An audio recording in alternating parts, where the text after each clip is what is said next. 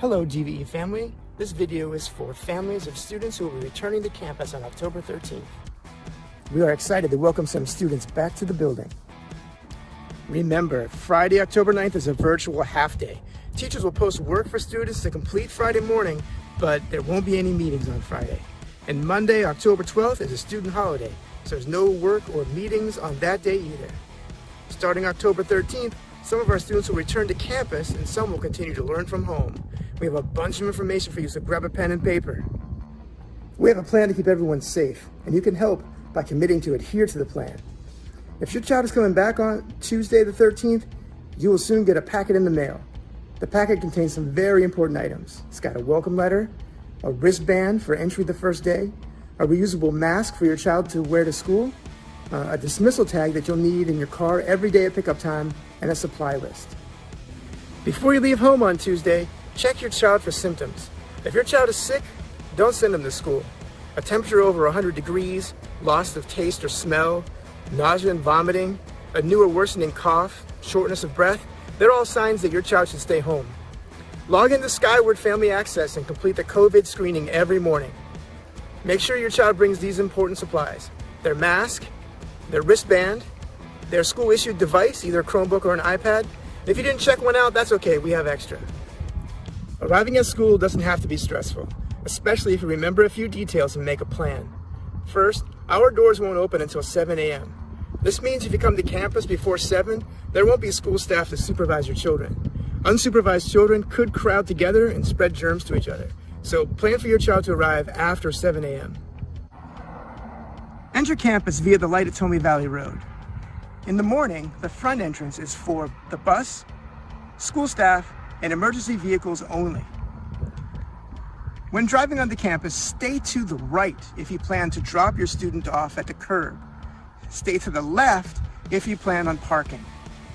We don't want to block traffic. Pull all the way forward so that we can unload many cars at one time and speed up our drop-off process. Remember to say your goodbyes while you're waiting in line so your child is ready to go when your car is pulled all the way forward. If you are parking, please be sure to model safety by using the designated crosswalks. Hold your child's hand at all times. Only students and staff will be able to enter the building, so be sure to say your goodbyes before you reach the building. When your child enters the school, they have to be wearing a mask. A member of the staff will check their temperature using a thermal camera. If a child's temperature is over the limit of 100 degrees, it will take them to the nurse for a secondary check. Parents will be contacted to pick up students who exhibit symptoms of coronavirus infection. When students arrive on October 13th, they will be sent directly to their homeroom classroom.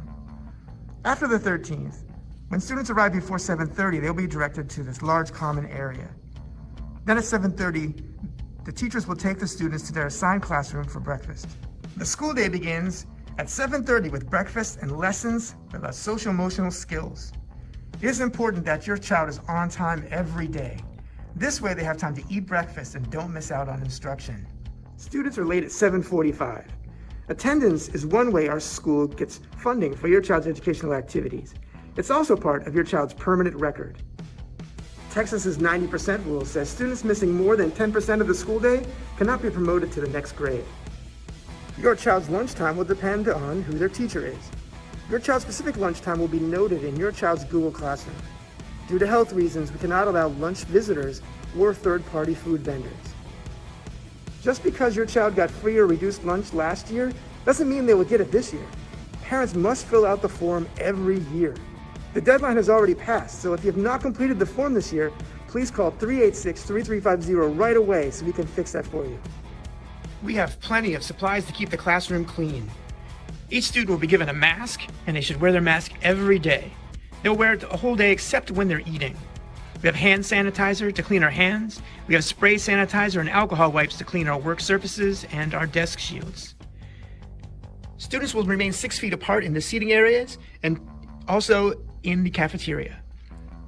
Recess will be more organized so that students can stay apart also. At the end of the day, there are 3 ways our students get home. Some students who live far away will ride the bus. Other students will get picked up in a car.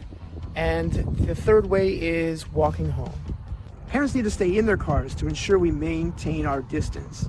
At the end of the day, we will start the pre-K, kindergarten, and first grade dismissal for students who ride home in a car at 2:35.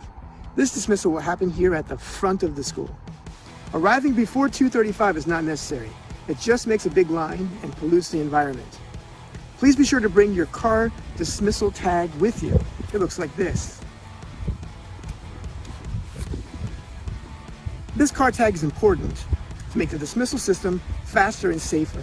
The car tags are unique for each student, so we know if you have one, you're the person who's supposed to pick your child up. If you need an extra tag for grandparents, etc., call the office at 386-3350 to request another. Stay in the car line and keep moving forward and be courteous. Keep your car tag on your dash or your visor until your child is in the car. Having that car tag displayed will help us connect your child to your car more quickly. After your child is in the car, put the tag away. Keep moving forward and obey all traffic laws as you exit the campus. For safety, obey school staff instructions and traffic directions. 2nd through 5th graders who ride home in a car will be dismissed starting at 2:55. This dismissal will happen here on the side of the school. Enter from Tommy Valley Road. If you have students in multiple grades, pre-K, kindergarten, first, and also 2nd, 3rd, 4th, or 5th, then come here at 2:55 and we'll put them all in the car at one time so you don't have to sit in the line twice.